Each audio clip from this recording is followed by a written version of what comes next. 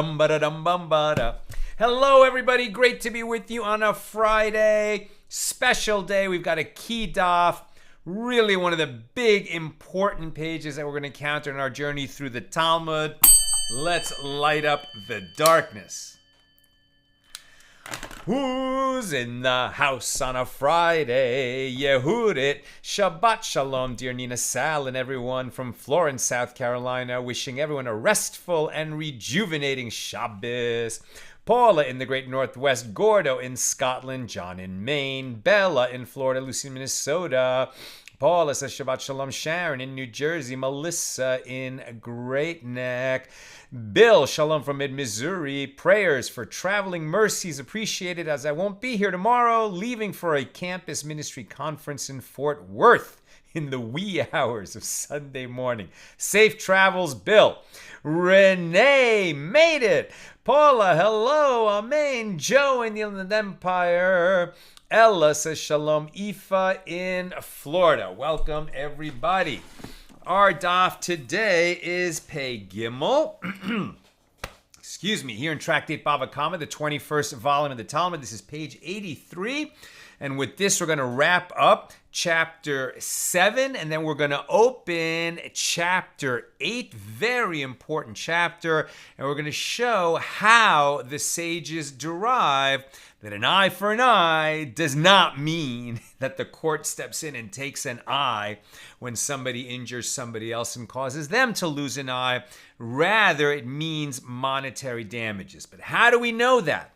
The Torah seems very clear, an eye for an eye. So how can the sages step in and say that an eye for an eye doesn't mean an eye for an eye? It means that one who injures another and puts out his eye has to pay monetary damages. How do they know that? How do they derive it? It is fascinating. Okay, we picked this up a few paragraphs from the top on page 83a. And the Mishna teaches a person, this was Mishna number 7 here in chapter 7, a person may not raise a dog unless it is tied with chains. And the sages taught in a baraisa, a person may not raise a dog unless it is tied with a chain. But he may raise a dog in a city that is close to the border of the country. And in that case, he should tie it tight during the day, but he may release it at night. So we definitely get the feeling that the dogs in question are guard dogs, right, that are trained to be quite dangerous. And obviously there's a danger that the dog will attack the wrong person. But when you're talking about people in Israel living near the border where there's danger, okay, so then they need the dogs to protect them. It is taught in a baraisa that Rabbi Eliezer the Great says, one who raises dogs is like one who raises pigs, which we know is absolutely prohibited for a Jew to do. And the Gemara asks, what is the practical significance of this statement? Since both are prohibited, what is the point of this comparison? And the Gemara answers, the significance is with regard to determining when one is liable to be cursed for raising dogs. Not just having a dog as a pet, but being a dog breeder, as it were, or a pig breeder. And Rabbi Eliezer is saying that the same curse meted out, Rabbi Eliezer is saying that the same curse meted out to one who raises pigs also applies to one who raises dogs. And Rav Yosef Bar Minyumi says that Rav Nachman says Babylonia is considered like a city close to the border, and therefore it is permitted to raise dogs there. And the Gemara qualifies this statement, and in this context, Babylonia is interpreted as referring only to Nehardea, a city that was close to the border. And with regard to raising dogs, Rabbi Dostai from Biri expounded, it is written in connection with the Ark of the Covenant, right? The big box covered in gold in which the tablets of the Ten Commandments were carried, as well as the first Torah scroll written by Moses, taking dictation from God, as it were. So it is written in connection with the Ark of the Covenant. Quote, and when it rested, he said, return, O Lord, to the myriads of the thousands of Israel. That is Numbers 10:36. And this verse serves to teach you that the divine presence does not rest upon the Jewish people. if they number fewer than 2,002 myriads, right? A myriad is 10,000. So, where one myriad is equal to 10,000. So 2,002 times 10,000, that's 20 million. That's a lot of people.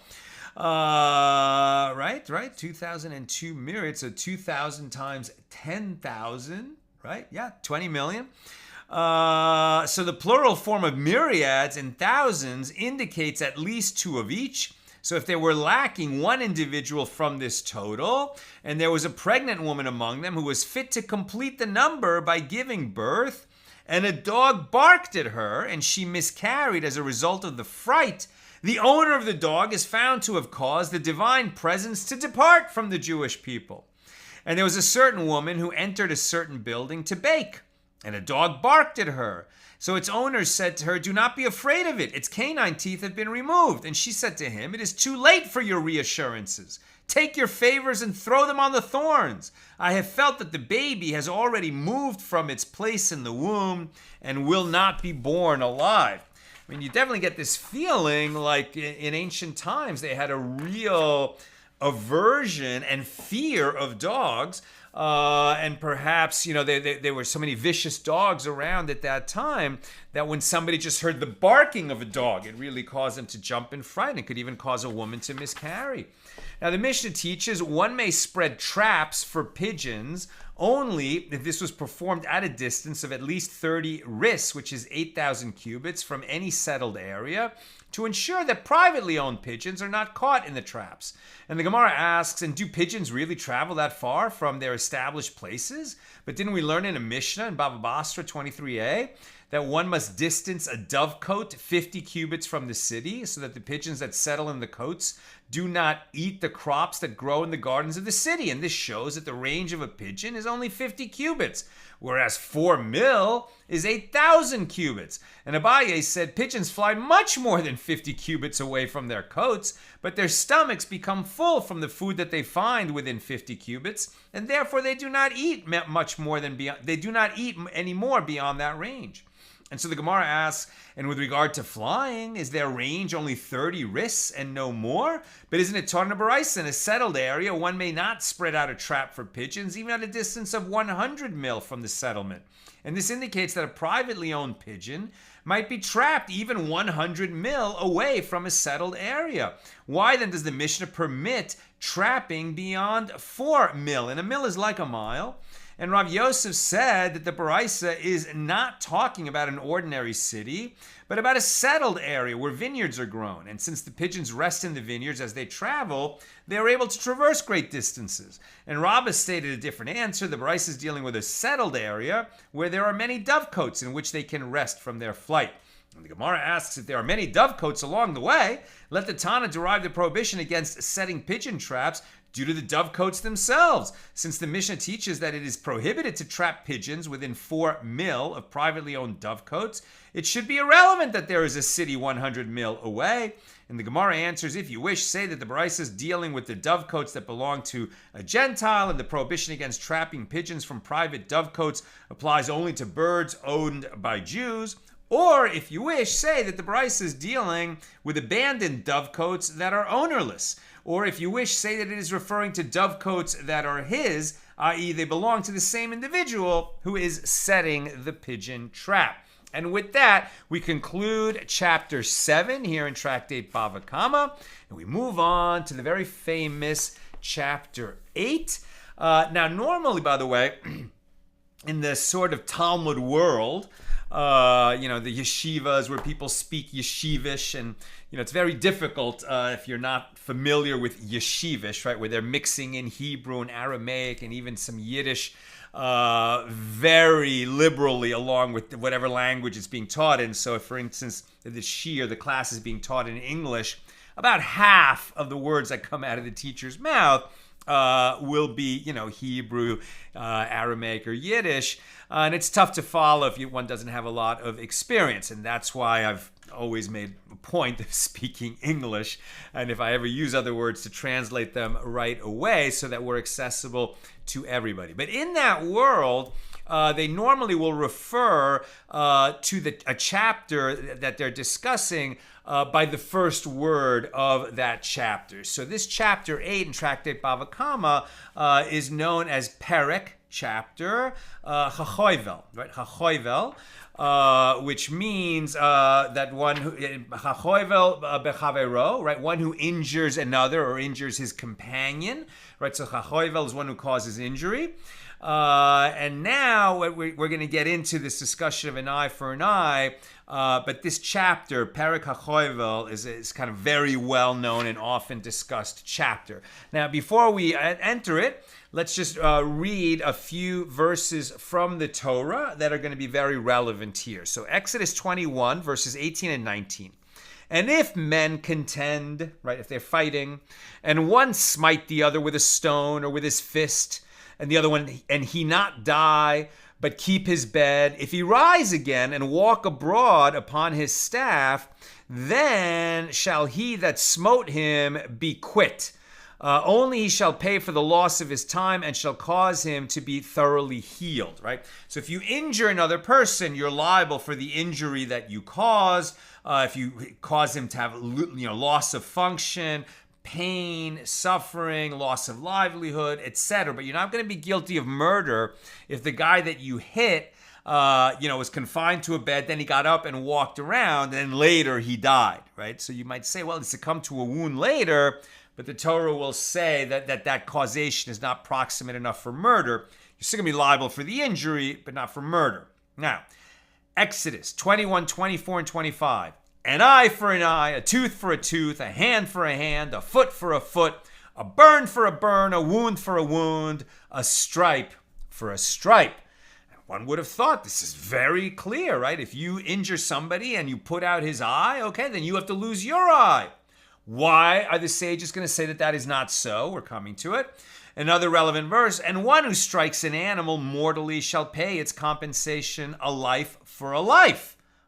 Well, it doesn't mean that we're going to take an animal of yours and kill him because you accidentally killed somebody else's animal. A life for a life there is going to mean monetary compensation. And if a man maims his neighbor, man maims another, as he has done, so shall it be done to him.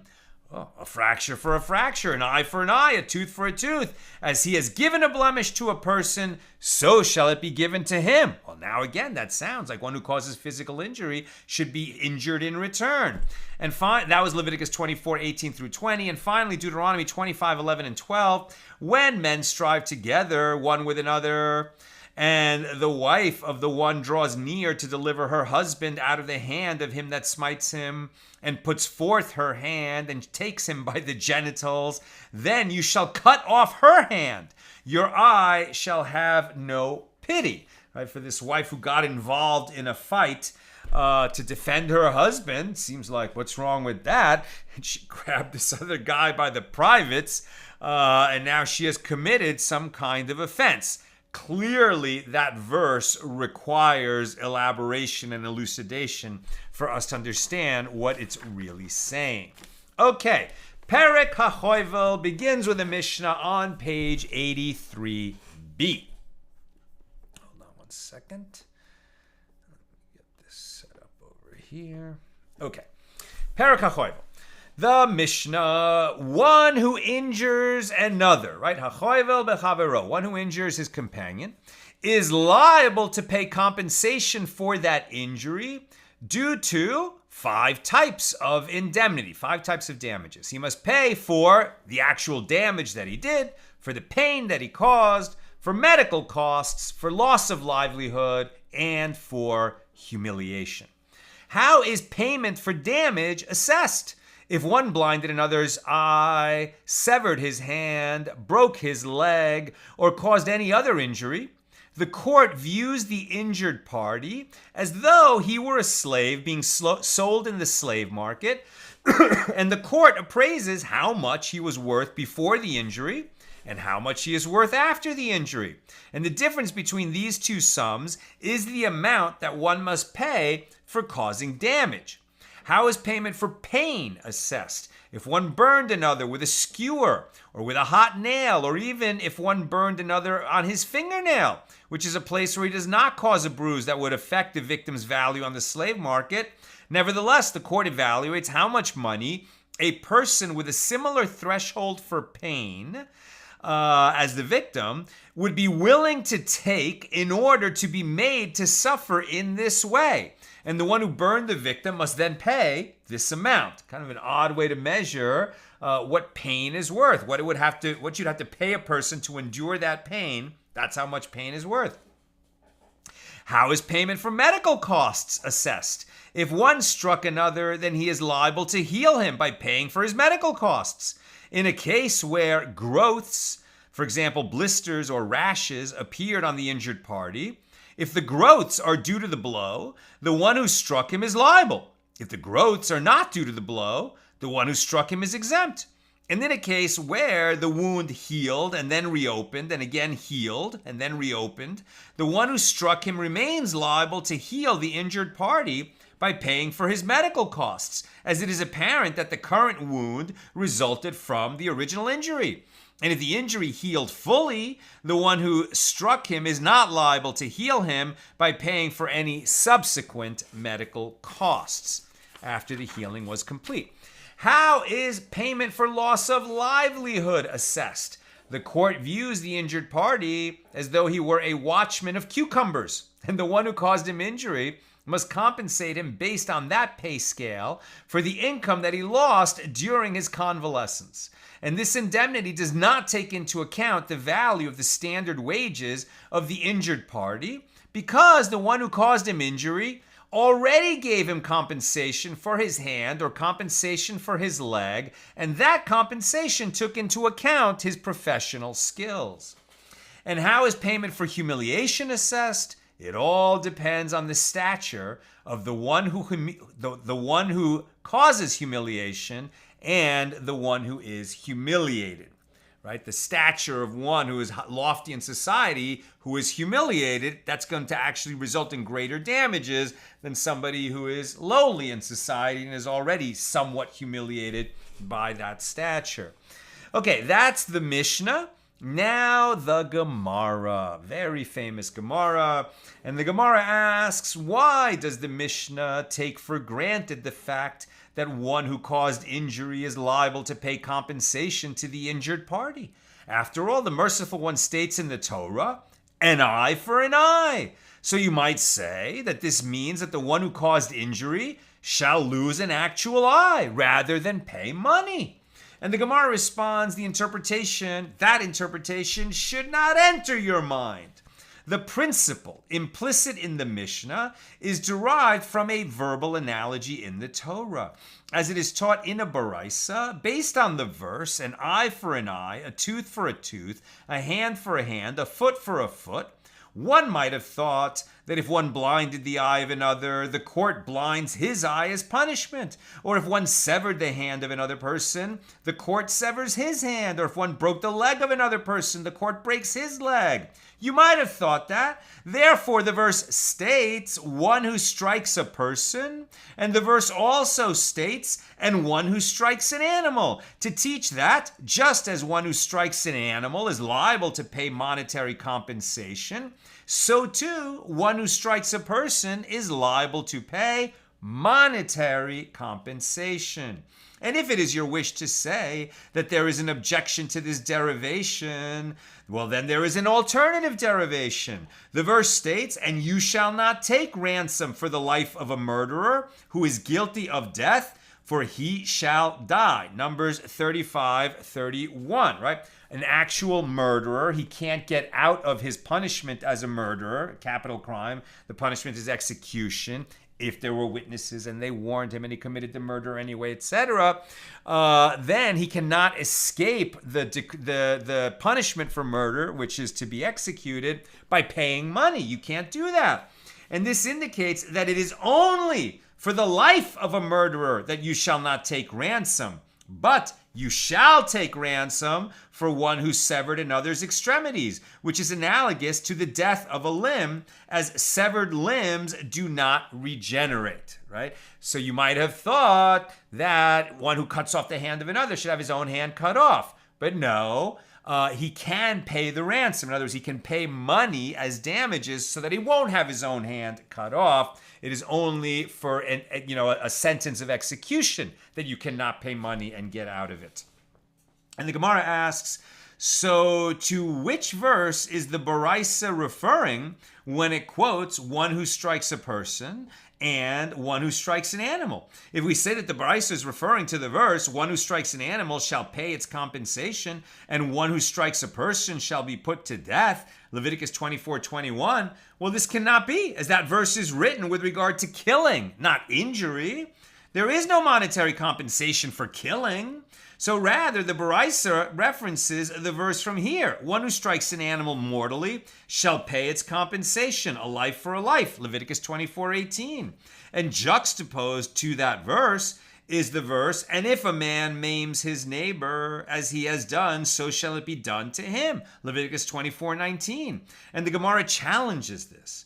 But this latter verse does not use the expression one who strikes, which is the basis for the comparison in the Baraisa.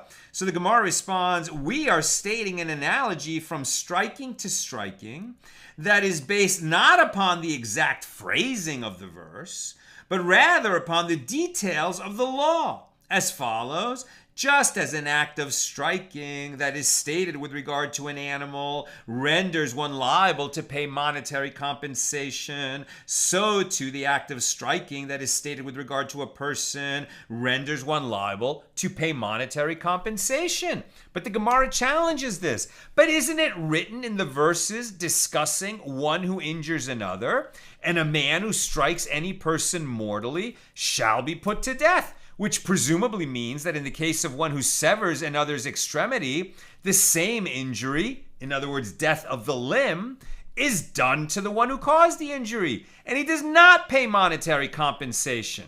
And the Gemara answers, the verse does not mean that his limb shall be put to death, i.e. removed, but rather that he should pay compensation with money. So the Gemara asks, from where do you say that the verse is referring to paying compensation with money? Why not say that he is punished with actual death of the limb, i.e. loss of the limb? And the Gemara answers, that interpretation should not enter your mind for two reasons. One reason is that this verse is juxtaposed to the following verse. One who strikes an animal mortally shall pay its compensation. And furthermore, it is written after it, a fracture for a fracture, an eye for an eye, a tooth for a tooth. As he has given a blemish to a person, so shall it be given to him. And you learn from the use of the word given in this verse that it is referring to money. So the Gemara asks, and what potential difficulty with the first derivation did the Baraisa refer to when it prefaced its second derivation with the phrase, if it is your wish to say? Why not just hold on the first derivation? And the Gemara explains, the Baraisa means that a further difficulty was troubling to the Tana, the rabbi of that Baraisa. What did you see that led you to derive the principle of monetary payment from the phrase one who strikes an animal? Why not derive the law from the verse one who strikes a person shall be put to death, and learn that causing an injury renders one liable to receive physical retribution, which is analogous to death and not monetary payment? And the sages answered, the laws of damages are derived from a verse concerning damages, and the laws of damages are not derived from a verse concerning death, right? Death, which will, if you kill another person, so then you could be liable to capital punishment. That's a criminal charge. Damages are in the nature of a civil charge, right? So it's a different body of law. And the Gemara questions this statement. On the contrary, why not say that the laws concerning a person are derived from a verse concerning a person, and the laws concerning a person are not derived from a verse concerning animals? And to deflect this question, this is consistent with that which the second derivation of the Baraisa teaches. If it is your wish to say that there is an objection to this derivation, there is an alternative derivation, as the verse states, and you shall not take ransom for the life of a murderer who is guilty of death, for he shall die. And this indicates that it is only for the life of the murderer you shall not take ransom, but you shall take ransom for one who severed another's extremities, which is analogous to the death of a limb, as severed limbs do not regenerate. You'll take ransom rather than have this guy give up a limb. You won't take ransom rather than have this guy lose his life if he's liable to be executed for committing murder. Now, the Gemara challenges this claim, but is this verse, you shall not take ransom for the life of a murderer, coming to exclude the case of one who severs another person's extremities from the prohibition against taking ransom? Isn't this verse actually necessary to teach that which the merciful one states? You shall not mete out two punishments to him, i.e., you do not take money from him as ransom and also kill him. Right, we said many times, if the same action could result in you being liable to the death penalty or to lashes for that matter, and to pay monetary damages, then only the heavier penalty applies, either the death penalty or the lashes, and not the money payment. Right? But if it was two different actions, then you could be liable both to be executed and to pay compensation. But if it's the same action, then we only impose the heavier penalty. And we learn it from this same verse. And so the Gemara answers, so if we learned it from that same verse, how can we also learn that we pay monetary damages and not take a limb from one who severs the limb of another? And the Gemara answers, that law is derived from the verse, then it shall be, if the guilty deserves to be lashed, that the judge shall lie him down and flog him before him, according to the measure of his evil doing. Deuteronomy 25:2. And from the fact that evil doing is singular, the Gemara homiletically infers, for one evil doing, you can render him liable, but you cannot render him liable for two evil doings, meaning one cannot receive two punishments for the same act, as I mentioned before. Now, the Gemara challenges this explanation, but the verse, you shall not take ransom for the life of a murderer, for one who is guilty of death, is still necessary to teach the primary law taught in that verse, in which the merciful one states, you shall not take money, and thereby exempt the guilty from being put to death. The verse does not serve to exclude liability to pay damages from the prohibition against paying restitution. And the Gemara answers, if so, i.e., if the Torah desires to teach only that the court cannot take ransom to spare the murderer from being put to death, let the merciful one write in the Torah, you shall not take ransom, and follow it immediately with the phrase, for one who is guilty of death. Why do I need the Torah to also state, for the life of a murderer? Learn from the addition of that phrase that it is only for a murderer that you shall not take ransom, but you shall take ransom for one who severed another's extremities, which do not regenerate once severed. In other words, one who's injured another person so that he lost his hand, you don't take his hand, he pays money instead. And the Gemara asks, and once it is written, you shall not take ransom, why do I need the first derivation of the Baraisa, which juxtaposes one who strikes a person to one who strikes an animal? Why even mention it? If we're relying on the second derivation, why mention the first one? And the sages say in response, if the law were to be derived only from that verse which states, you shall not take ransom, Numbers 35:31, I would say, if the one who caused the damage desires, he may choose to give his eye. And if he desires, he may choose to give the monetary value of his eye. Very interesting. So we've said that one who puts out the eye of another, he becomes liable to pay money. Well, what if he doesn't have money? What if he says, you know what? I'll give up my eye. I don't want to give up my money. Does he have that option? And now we're learning, no, he doesn't have that option. Therefore, the Torah teaches us to derive this law from that of an animal. Just as one who strikes an animal is liable to pay monetary compensation and does not receive corporal punishment, so too, one who strikes a person is liable to pay monetary compensation and does not receive corporal punishment. So that's the verses that we rely on to prove that we don't take a person's limb when he causes another person to lose a limb. Rather, we take money from him.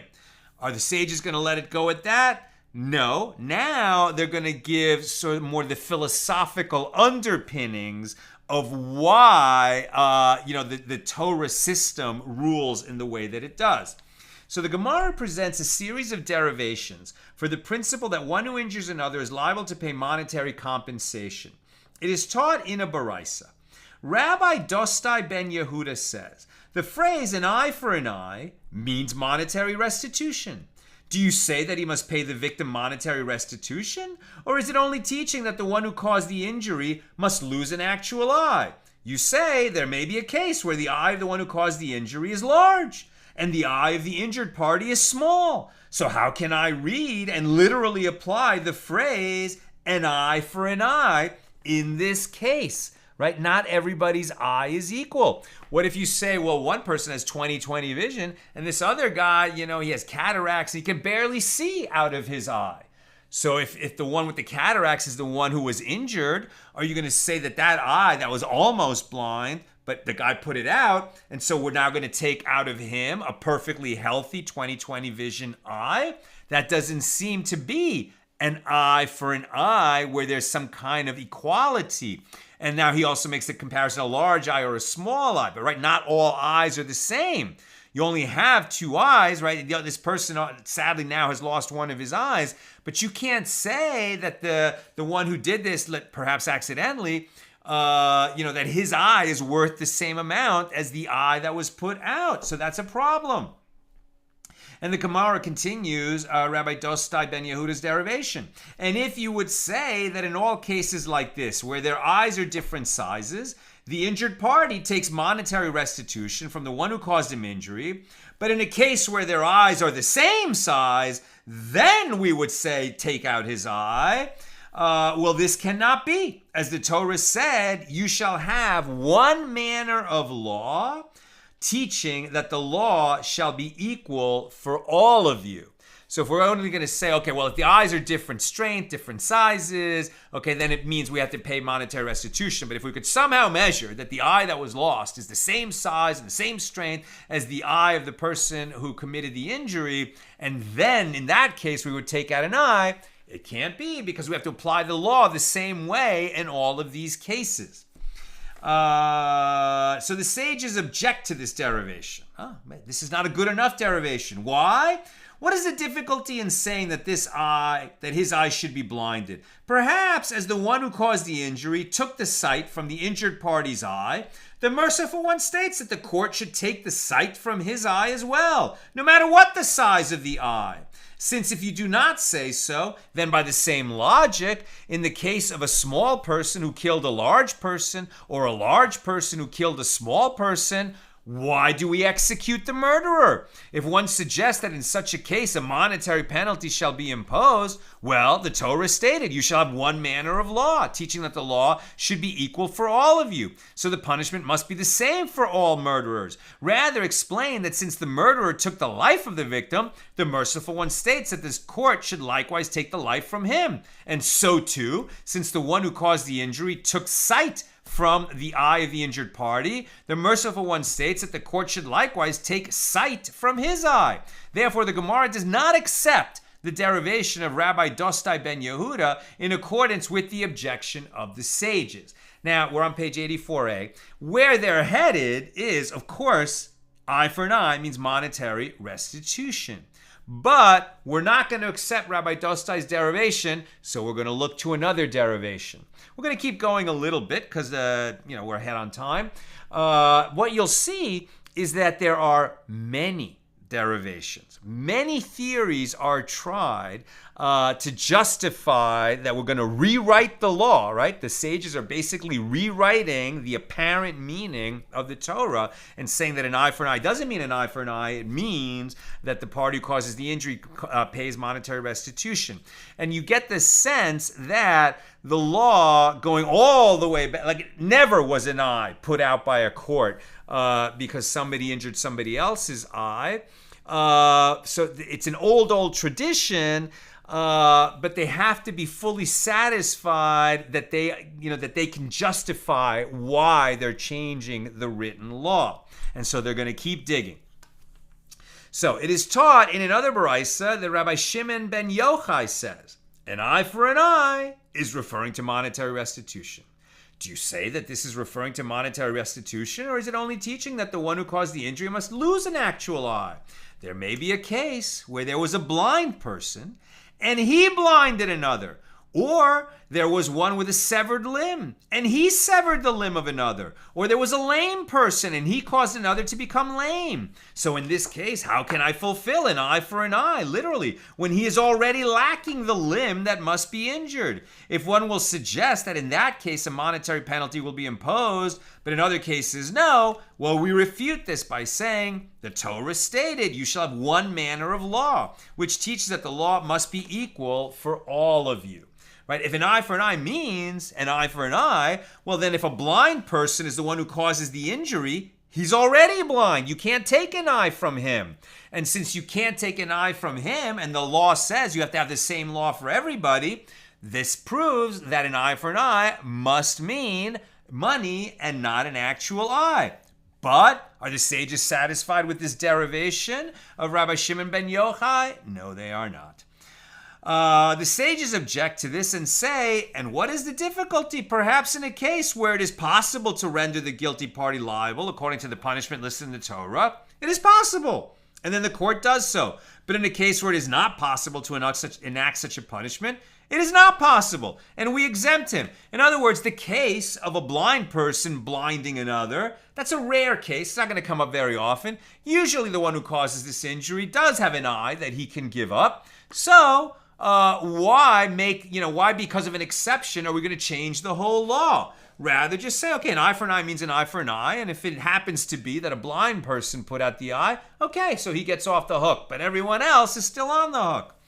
And if you do not say so, that punishing one and exempting another is not counter to the principle of one manner of law, then by the same logic, in the case of one who has a wound that will cause him to die within 12 months, so he is a treifa, and who killed a healthy person, what do we do to him? Right? So if he's already walking dead, he was going to die anyway, then the fact that we execute him now, that's not really the same punishment as, a regular murderer who's not already kind of near his own death. And so it would seem that it would be an unequal application of capital punishment for one murderer versus another murderer.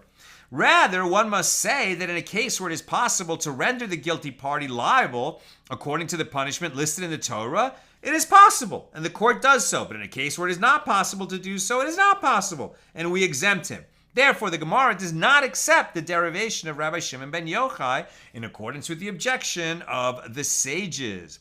So, let's look to a third derivation. The school of Rabbi Yishmael taught that the verse states, a fracture for a fracture, an eye for an eye, a tooth for a tooth, as he has given a blemish to a person, so shall it be given unto him. And giving can refer only to a payment of money. And the Gemara challenges this. Well, wait a minute. But if that is so, then when the same verse states, as he has given a blemish to a person, and the word here for given is yiten, as he has given a blemish to a person, does this word yiten also refer to money? The word yiten means that he caused an actual injury, even though it employs a term whose literal meaning is give. It's being used here as you gave a wound, like you wounded. Right? It's not that giving implies money. It implies that you gave a wound.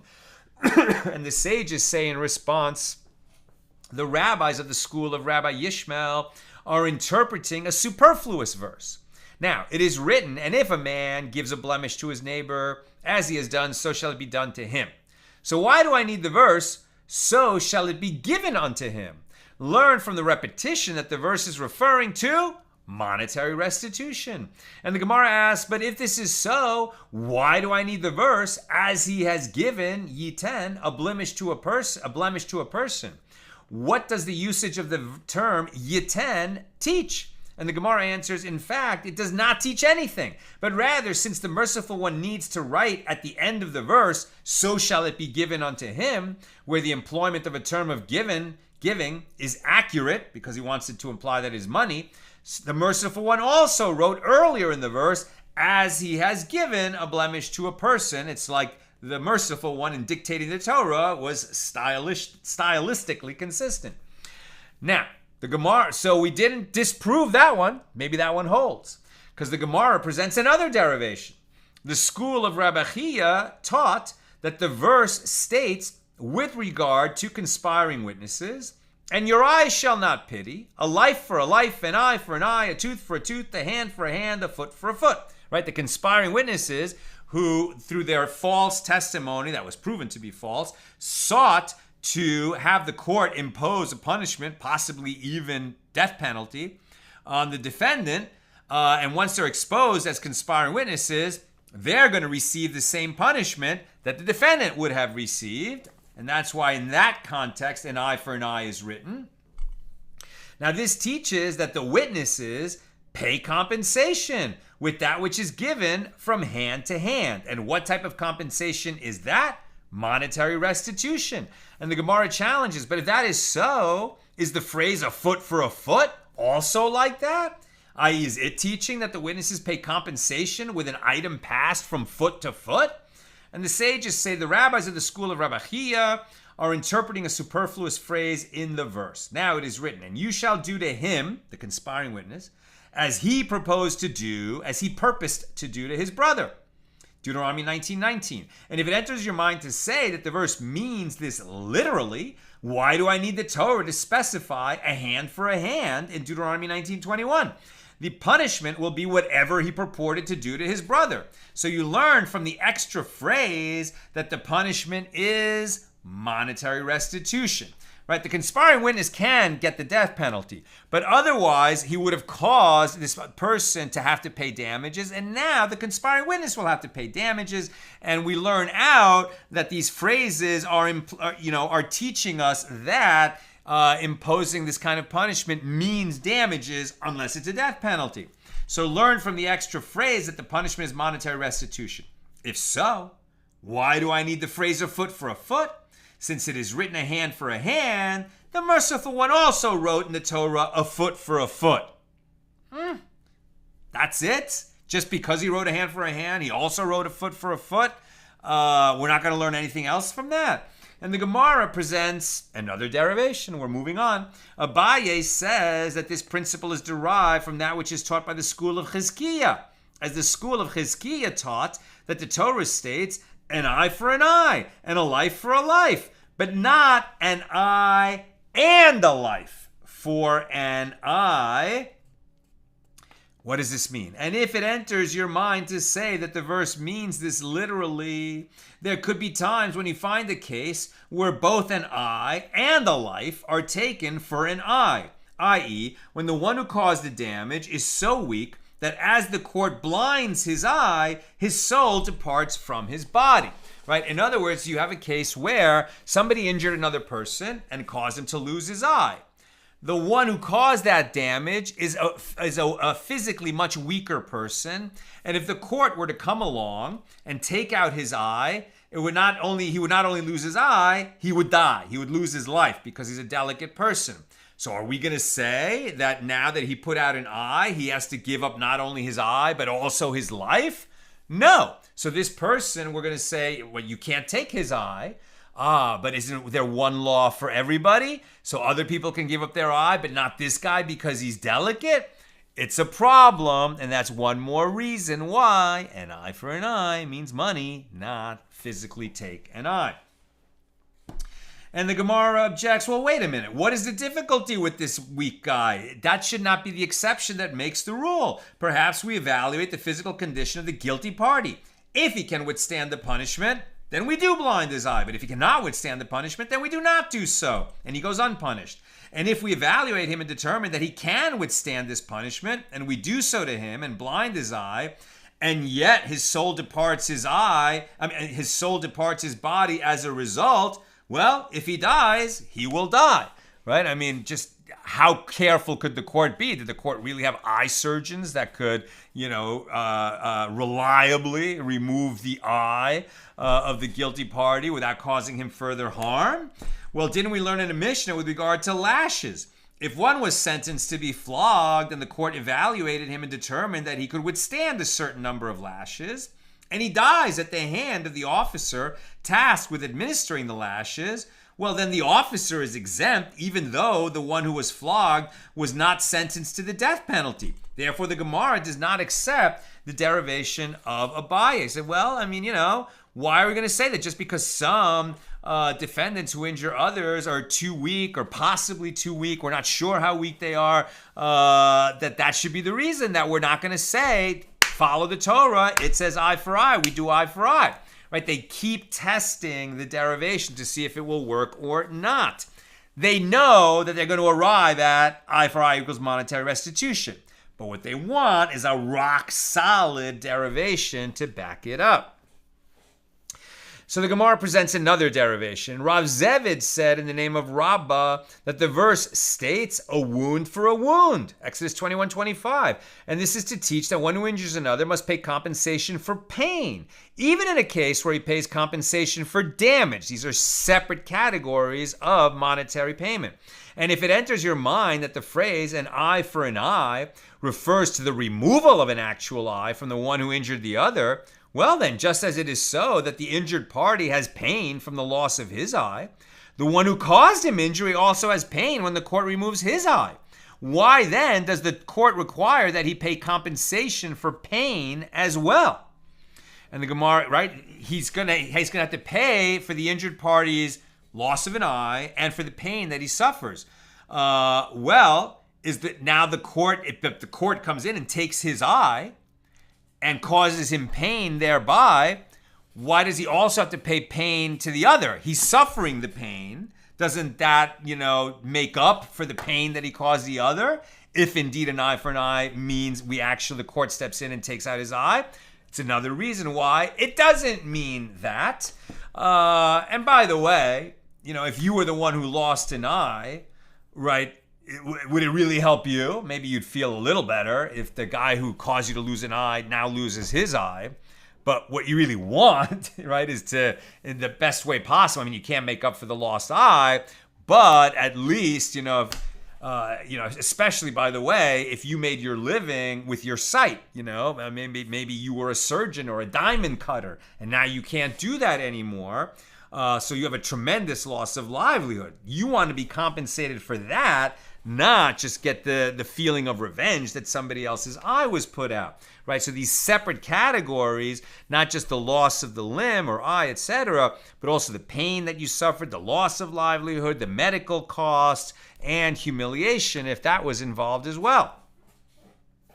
So the Gemara objects, but wait a minute, why not say that? What is the difficulty? Perhaps there is a person who is delicate, so he has more pain, and there's a person who is not delicate, so he does not have the same amount of pain.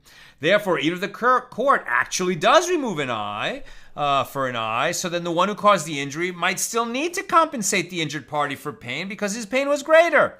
What is the practical difference when the Torah states a wound for a wound? It renders the one who caused the injury liable to give the injured party compensation for the difference between the level of pain that one experienced versus the other. And that's why the Gemara does not accept the derivation of Rav Zevid. So let's try Rav Papa. Rav Papa said in the name of Rava that concerning one who was injured by another who must pay for damage, the verse states, if he rises again and walks outside upon his staff, then he that struck him shall be absolved. Only he shall pay for his loss of livelihood and shall cause him to be thoroughly healed. He'll have to pay damages for the wound in every way, but he's not going to be guilty of murder since the guy he hit, went to bed and then he got up and walked around. He got better. Which indicates that one who injures another must pay compensation for medical costs, even in a case where he also pays for compensation for damage. And if it enters your mind that the phrase an eye for an eye is referring to an actual eye, then just as it is so that the injured party needs healing, the one who caused him the injury also needs healing if the court removes his eye. Why then does the Torah require that he pay compensation for medical costs as well? And you can guess where this is going to go. The Gemara objects, so what is the difficulty? Perhaps there is one whose flesh heals quickly, and there is another whose flesh does not heal quickly. Therefore, even if the court actually removes an eye for an eye, the one who caused the injury might still need to compensate the injured party for his medical costs because they're higher. So what is the practical difference when the Torah states, and shall cause him to be thoroughly healed? It renders the one who caused the injury liable to give the injured party compensation for the difference between their respective medical costs. So we try again. Rav Ashi said that the fact that one who injures another party pays monetary restitution is derived from a verbal analogy of the word for, F-O-R, as written with regard to injuries caused to people, from the word for, F-O-R, as written with regard to an ox that gored another ox. So it is written here, an eye for an eye, and it is written there with regard to a forewarned ox that gored the ox of another, he shall pay an ox for an ox. So just as there, the verse does not mean that the owner pays compensation with an actual ox, but rather that he pays monetary restitution, so too here, one who injures another pays monetary restitution. And the Gemara asks, what did you see that led you to derive the law from a verbal analogy of the word for as stated in the verse with regard to injuries to a person, from the word for as stated with regard to an ox? Let us learn a verbal analogy of the word for as stated in the verse with regard to injuries to a person, from the word for as stated with regard to a person. As it is written about one who kills another, you shall give a life for a life. So just as there, the court punishes the guilty party by taking his actual life, so too here, why not say that the court should take his actual eye? And the sages said in response, and I'm almost done, so questions or comments, please get them in. The sages say in response, the law concerning damages is derived from a verse concerning damages. And the law concerning damages is not derived from a verse concerning the death penalty. So the Gemara objects, on the contrary, say that the law concerning a person is derived from a verse concerning a person. The law concerning a person is not derived from a verse concerning animals. So rather, Rav Ashi retracted his original statement and said a different derivation. The law is derived from a verbal analogy of the word for as written with regard to injuries, from the word for as written with regard to a man who rapes a woman, who must pay monetary compensation. It's not that the court steps in and rapes the rapist. No, he has to pay damages. And the verse states, then the man that lay with her shall give to the girl's father 50 shekels of silver, and she shall be his wife, if she chooses to be, for he has afflicted her, and he may not send her away all his days. The one who rapes, she, if she wants to, can marry him, and he will never have the right to divorce her. He will have to support her for the rest of her life. So based on this verbal analogy, the law concerning a person is derived from a verse concerning a person, and the law concerning damages is derived from a verse concerning damages. And it would seem like Rav Ashi spoke a good proof, showing that an eye for an eye means monetary damages and not an actual eye for an eye. So we'll stop there. Continue this tomorrow night, Saturday night, Motzi Shabbos. And let's see if we've got some questions on this fascinating discussion in the Gemara, page 83 of Tractate Bava Kamma. Bill says, inquiry, or I suppose clarification about the stature rules around humiliation. Is it only social class that is considered, or does general reputation separate from this get considered? Yes. That's correct. For example, let us say that you have a small town in which there is a certain wealthy man from among the nobility, and he humiliates a man who is quite poor, but who was well known in the community as a man of exceptional righteousness. Is the poor man's class or his reputation what the rich nobleman has to worry about paying for only, or no? In other words, these are all factors that are taken into account. The relative stature is one of the factors. But what kind of humiliation was caused? How far-reaching was it? How much did the person suffer? What repercussions are going to be? What emotional trauma is going to be result? These are all factors that are taken into consideration. Joe, Courts issue judgments broken into sections, say for civil penalties and punitive penalties. Are judgments issued the same way from Jewish courts, or is there one sum listed in the decree? It's a great question.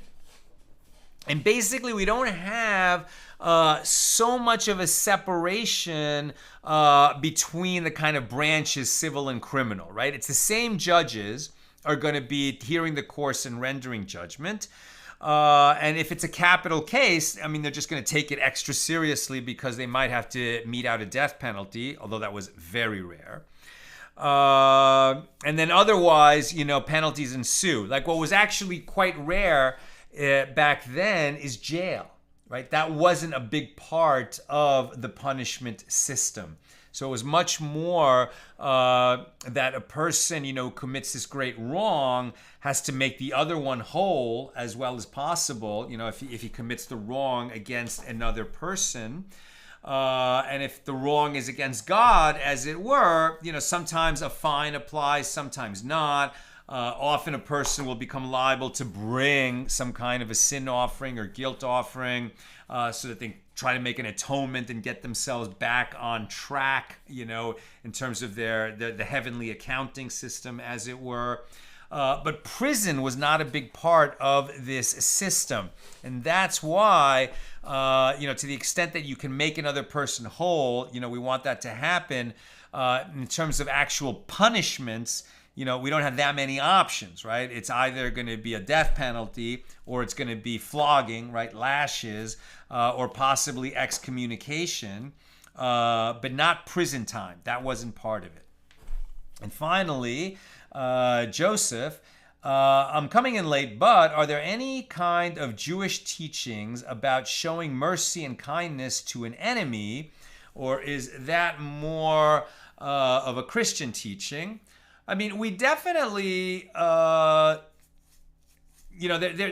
a teaching that you don't want to hold a grudge in your heart, right? And then it's doubled. I'm forgetting the words in English right now, and I don't have them in Hebrew. But there's this sort of very classic teaching that, a grudge, and one is the grudge, and the other is, I can't remember right now.